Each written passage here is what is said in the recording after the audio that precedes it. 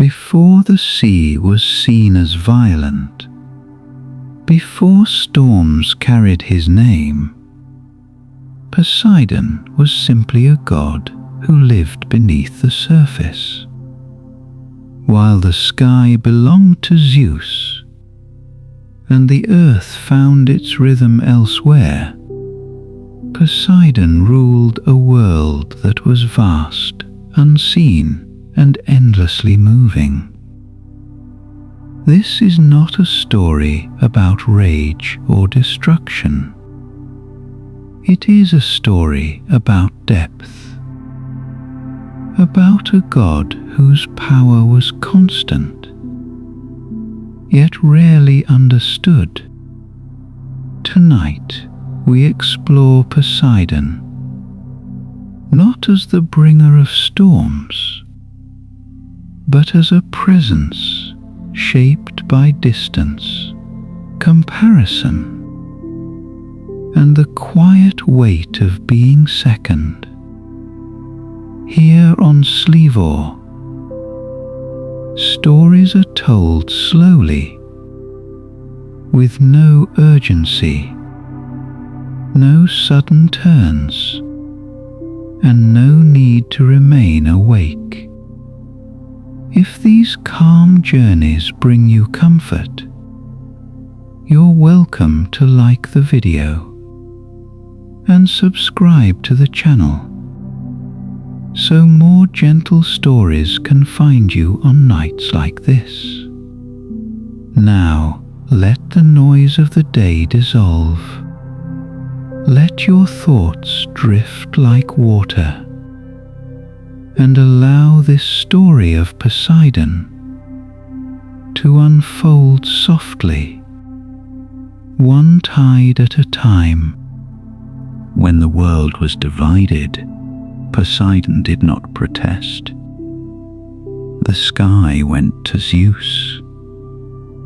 The underworld fell to Hades, and the sea vast, restless and unseen, was placed in Poseidon's hands. At first, it seemed fair. The sea touched every shore, connected every land, carried life across distance. It was older than borders, deeper than memory. To rule it was not a demotion. It was an assignment of magnitude. Yet, magnitude does not guarantee recognition. Poseidon descended into his domain without ceremony. There were no thrones awaiting him beneath the waves, no chorus of witnesses. The ocean does not applaud, it absorbs. And so Poseidon learned early that his power would exist without affirmation. He ruled from within motion. The sea was never still long enough to mirror him back to himself. Currents shifted. Depths swallowed light. The world beneath the surface resisted permanence. In this environment, Poseidon did not impose order. He adapted. While Zeus governed from above, visible and unquestioned, Poseidon governed from below, unseen and assumed. The sea was acknowledged only when it disrupted the land, when storms rose, when ships vanished, when coastlines fractured. Calm was taken for granted. This imbalance shaped him. Poseidon did not envy his brother in the way stories later suggested. Envy implies desire for replacement. What Poseidon felt was displacement, the sense of existing adjacent to power rather than within its narrative. His domain was essential, yet rarely central, necessary, yet seldom honored. The sea carried trade, travel, and sustenance, but credit always rose upward. Offerings were made when fear surfaced, not when passage was safe. Gratitude was brief, memory shorter. Poseidon listened. He listened to the tides as they pulled against the moon, to the pressure of depth where even sound dissolved. In these spaces, he felt a quiet kinship with what endured without acknowledgement. His rule became less about command and more about containment. The sea holds everything it touches. It does not judge. It remembers. As time passed, Poseidon noticed how mortals spoke of him only in extremes. He was either wrathful or absent, never present, never balanced. The nuance of the ocean, its patience, its sustenance, its quiet labor, was invisible to those who lived only at the surface. This misunderstanding did not anger him. It isolated him. Zeus's voice echoed across the sky. Hades ruled a realm defined by finality. Poseidon existed in between, neither above nor below, neither beginning nor end. His world was transition, passage, return. There were moments when Poseidon wondered whether this in-between existence was a reflection of his place among the gods. Not excluded, but not centered. Respected, but rarely consulted. He did not challenge this openly. The sea does not announce its depth. It waits. Yet within that waiting, something settled. Poseidon began to feel the weight of comparison, not in the sharp way of rivalry, but in the dull persistence of being measured against something visible. The sky received praise for clarity, the underworld for certainty, the sea for chaos. He understood then that chaos was not his nature. It was projection. The ocean appears chaotic only to those who refuse to learn its patterns. Poseidon ruled with consistency beneath perception. His authority was not enforced through fear, but through inevitability. Tides returned, currents held, life endured. Still, invisibility carries consequence. As this first phase of his reign unfolded, Poseidon sensed that remaining unseen was both his strength and his burden. That to exist beneath the surface was to be free from scrutiny, but also from understanding. And in that tension, the sea began to stir. Not yet in anger, not yet in defiance, but in awareness. An awareness that would, in time, seek its own voice. As Poseidon settled more fully into the rhythms of the sea, he began to understand what it meant to govern something that could not be contained. The ocean did not submit to boundaries. It moved according to forces older than command, gravity, heat, the pull of the moon. Poseidon did not create these motions. He listened to them, aligned himself with them, learned when to yield and when to guide. This shaped his temperament. Where Zeus learned to rule through decision, Poseidon learned to rule through timing. Action taken too early dissolved.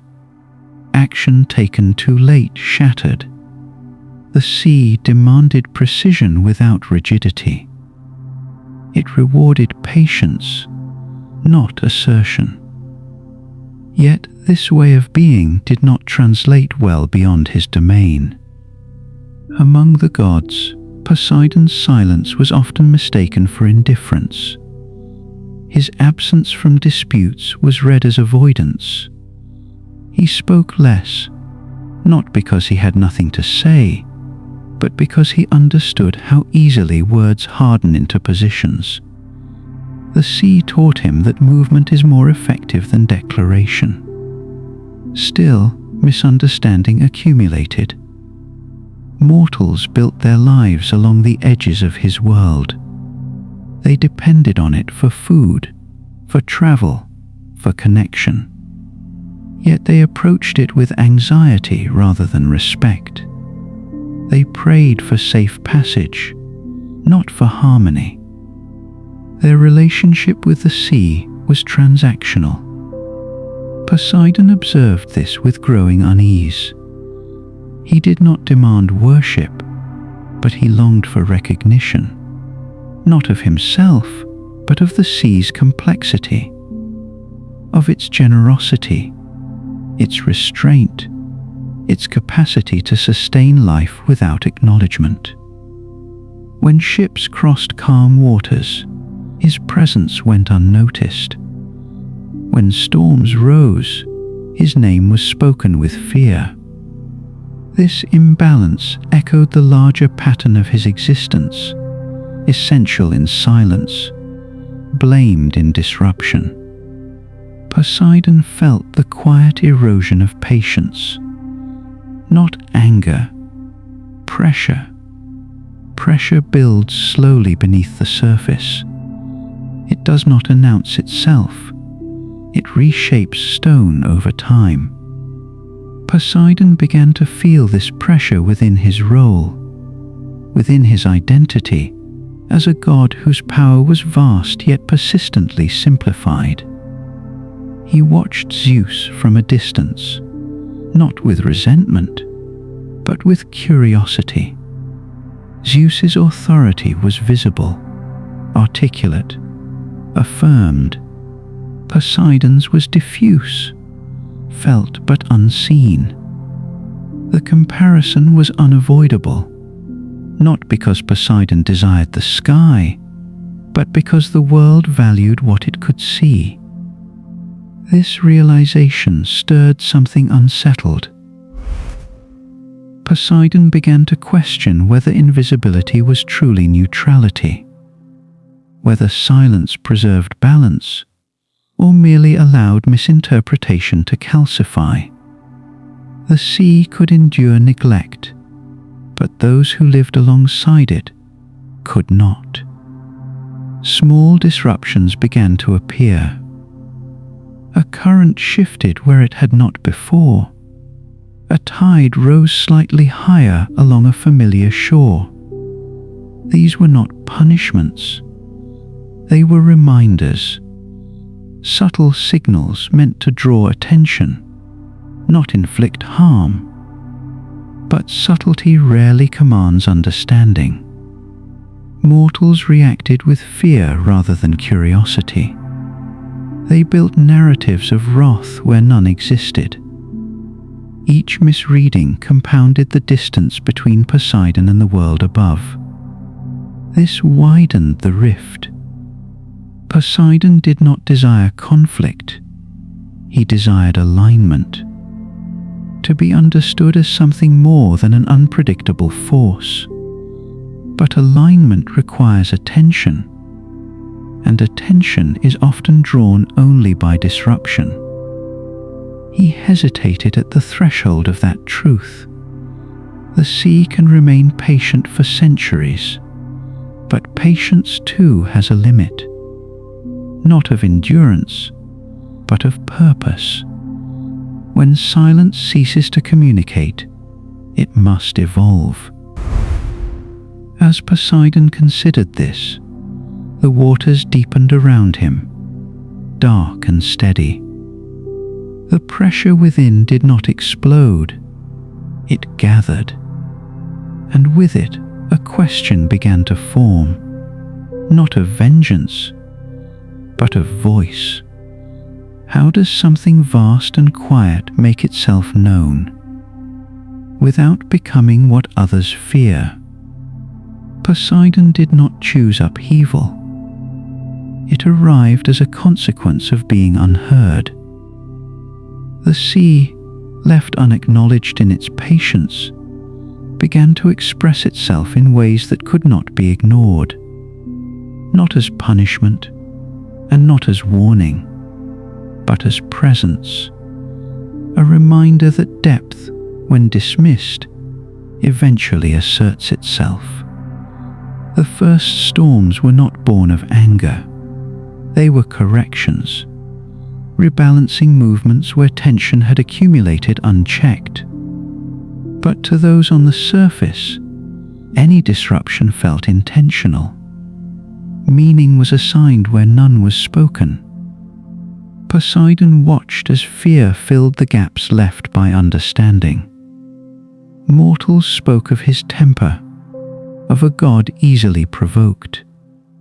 The irony was not lost on him. Rage is loud.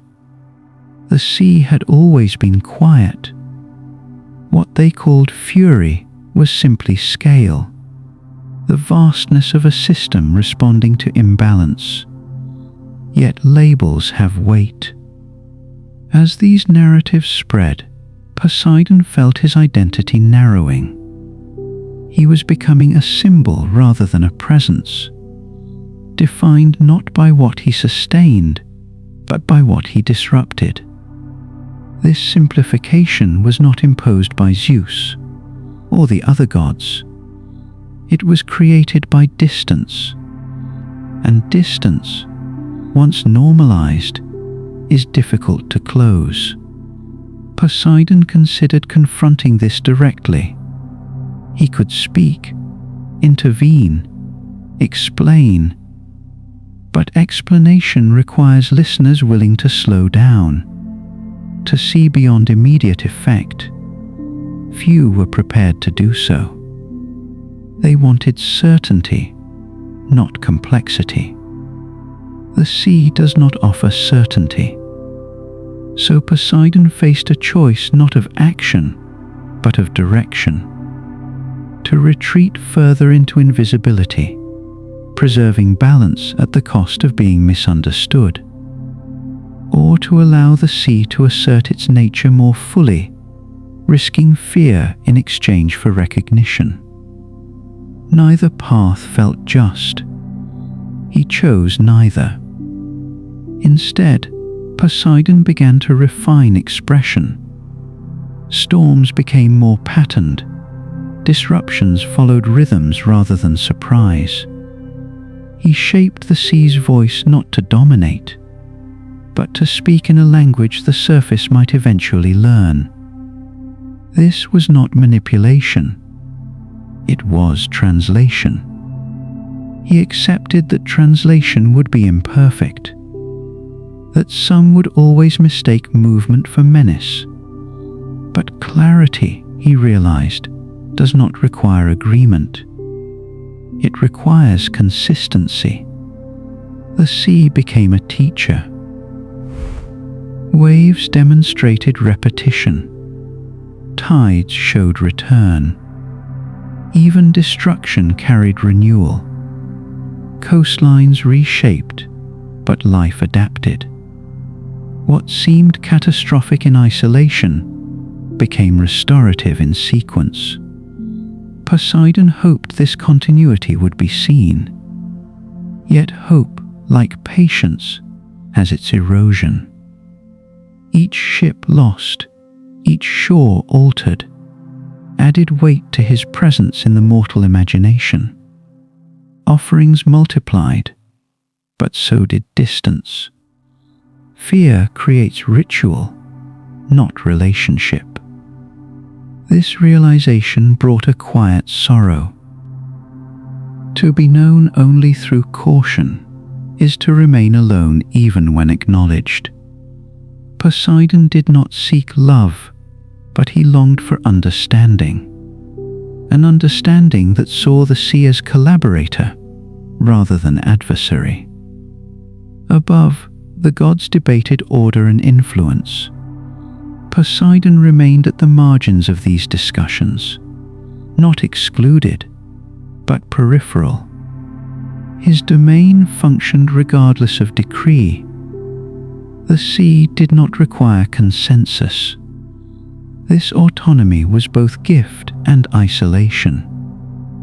As the third phase of his journey unfolded, Poseidon began to accept that his role might never be fully integrated into the structures above, that some forces exist to connect rather than command, to carry rather than rule.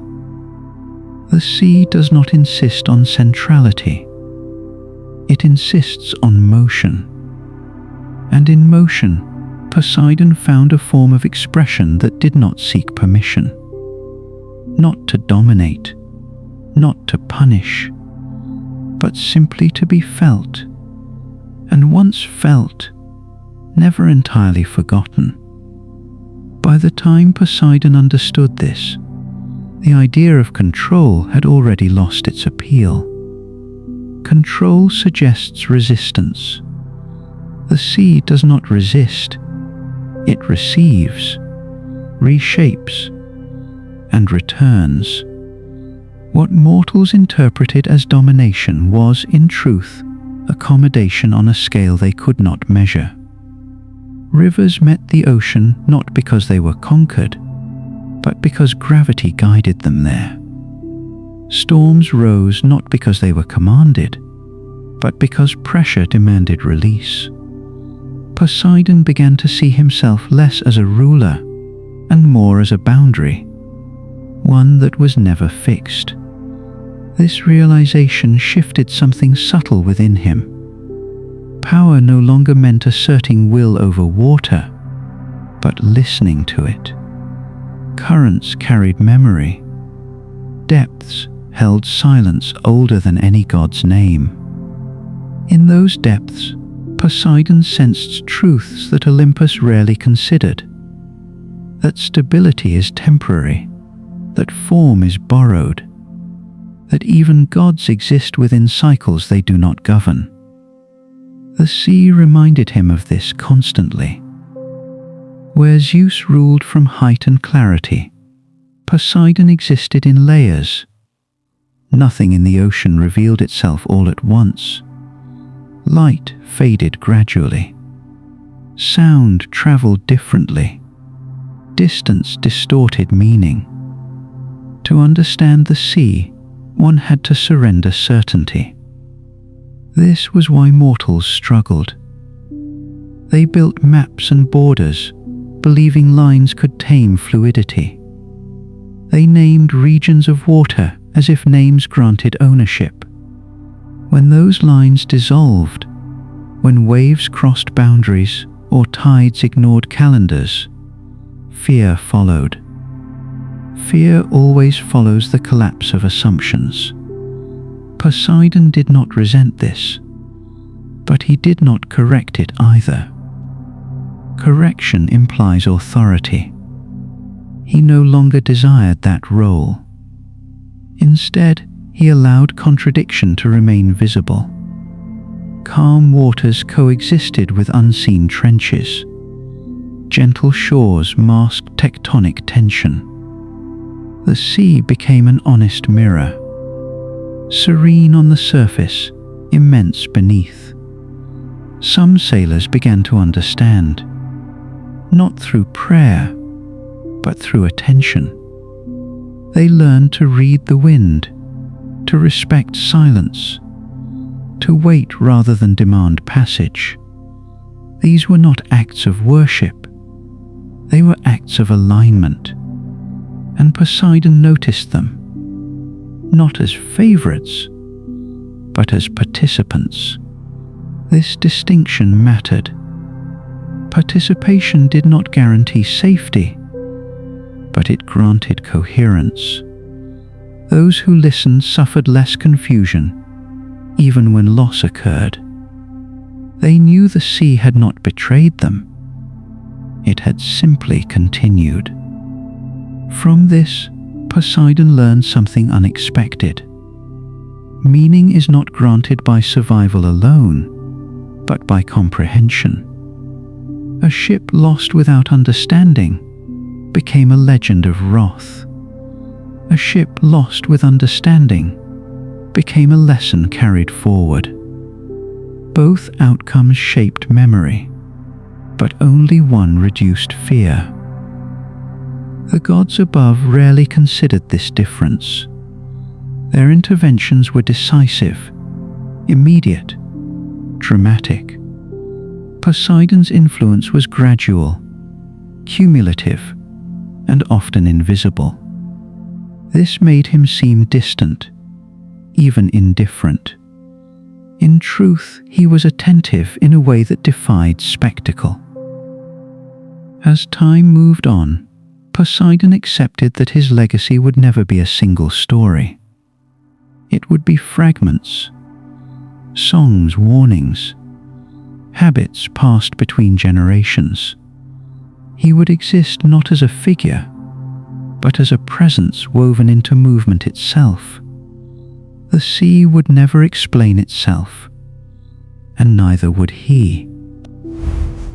But for those willing to observe without demanding clarity, something essential would become clear: that depth is not danger by default, and that not everything vast is hostile.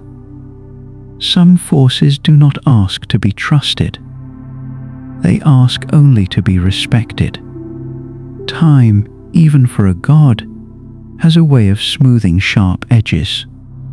Poseidon had once believed that his distance from Olympus was a consequence of temperament, that he was simply less suited to the clarity of the sky, the rigid order of thrones and decrees.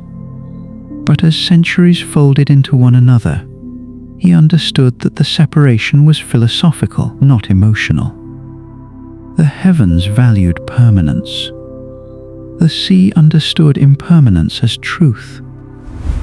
Olympus was built upon hierarchy, names, titles, lineage. These were the pillars that upheld divine authority. Poseidon had participated in this structure once, had argued for recognition, for balance among brothers. But the sea had taught him something quieter and far more difficult to accept. Balance is not negotiated. It emerges when forces stop resisting their nature. This realization brought with it a strange peace. He no longer felt the need to be present at every divine assembly, to assert his domain in the language of power. The sea did not require representation. It existed regardless of acknowledgement. Waves did not rise higher because they were praised, nor did depths grow shallower when ignored. Mortals, however, still searched for meaning in his absence. In coastal cities, statues of Poseidon stood weathered and cracked, their tridents eroded by salt and time. Offerings became less frequent, prayers less formal. Yet the rituals that truly honored the sea persisted, not in temples, but in behavior. Fishermen learned restraint. They returned smaller catches to the water, sensing without theology that excess invited imbalance. Shipbuilders adapted designs, not to conquer waves, but to yield to them. Entire cultures shaped their calendars around tides rather than stars. Poseidon observed all of this without judgment. He did not measure devotion by volume or grandeur. He measured it by continuity. A practice repeated thoughtfully across generations held more weight than 1,000 desperate prayers shouted into a storm. And storms still came. This was perhaps the greatest misunderstanding mortals carried, that respect should be rewarded with mercy. Poseidon knew better. Nature does not bargain. It responds. When conditions align, outcomes follow. To interfere constantly would be to lie about how the world worked. So he allowed the sea to remain honest. When storms struck, they revealed fragile assumptions. Ships built on haste failed. Cities that ignored natural boundaries flooded. These events were called disasters, but Poseidon saw them as disclosures, moments when reality corrected human narratives. Not all corrections were cruel. Sometimes the sea gave generously. Calm seasons arrived without warning. Fish populations surged unexpectedly. Routes once treacherous became passable. These moments too carried no promise of permanence. They were gifts without obligation. Reminders that abundance, like destruction, is temporary. Through this rhythm, Poseidon became something closer to a witness than a ruler. Witnessing, he learned, required patience greater than control. It meant allowing events to unfold without interference, even when the outcome was painful. It meant trusting that understanding, not prevention, was the deeper form of guidance. This perspective isolated him further from the other gods. Zeus still ruled through declaration. Hades governed through inevitability. Athena shaped outcomes through strategy. Poseidon existed between these modes, neither commanding nor concluding, but perpetually unfolding. There were moments when loneliness brushed against him like cold currents. The sea is vast, but vastness does not erase solitude. Depth amplifies silence, and in that silence, Poseidon sometimes wondered whether his choice to step back, to let the world learn through interaction rather than instruction, had cost him something irretrievable. Yet each time doubt surfaced, the sea answered, not with reassurance, but with continuity. Tides continued their cycle. Life adapted. New patterns emerged where old ones collapsed. Meaning did not disappear when certainty did. It transformed. And Poseidon remained, not as a god demanding reverence, but as a presence reminding the world that change is not a failure of order. It is order revealing itself in motion. There came a period when Poseidon began to sense a change not in the sea, but in himself. It was subtle at first, an awareness that his attention no longer moved with the restless pull of the tides, but lingered instead on moments of transition. Estuaries where rivers surrendered their certainty. Coastlines reshaped grain by grain. Creatures that lived neither fully in depth nor in light. These spaces between states drew him more than the vastness he once embodied. The sea had taught him that boundaries are where truth becomes visible. In the open ocean, power feels absolute. Depth overwhelms perspective. But at the edge, where water meets land, where salt thins into fresh, everything must negotiate its existence. Nothing dominates. Everything adjusts.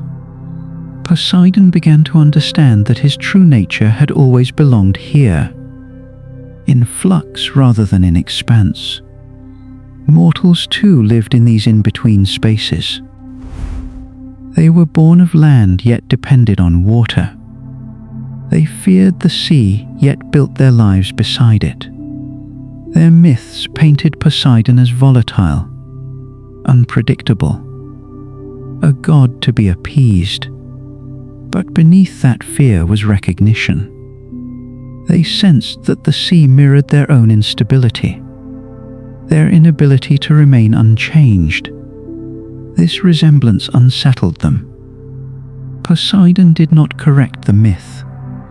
Myths serve not to explain truth, but to make it tolerable. Fear gave mortals a shape to hold on to. What frightened them more was the idea that chaos did not originate from divine anger, but from the natural refusal of the world to remain fixed. Understanding this, Poseidon softened, not in action, but in presence. He began to linger near the surface more often, allowing moments of stillness to exist without interruption. Not because the sea required calm, but because silence invited reflection. In these rare quiet intervals, mortals felt something they could not name, a sense that the ocean was watching without judgment. Some described it as peace, others as unease. Both were accurate, for to be seen without being measured is unsettling. The sea did not promise safety, it offered honesty, and honesty, when vast, is difficult to endure. Among the gods, this shift went largely unnoticed. Olympus was consumed by cycles of conflict, alliance and pride. Deeds were counted, outcomes were weighed. Poseidon's transformation did not produce spectacle. It produced consistency, and consistency is rarely celebrated. Yet in the long arc of time, it mattered more. Civilizations rose and fell along coasts shaped by his patience. Languages absorbed metaphors born of tides and storms.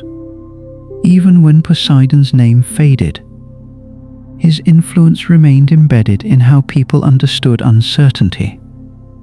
They spoke of going with the flow, of uncharted waters. As the waves of this story slowly fade, allow your thoughts to rest like the sea at night, vast, quiet, and unhurried. Poseidon's journey was never meant to be dramatic or final. It was meant to remind us that not everything in life needs to be controlled, named, or resolved.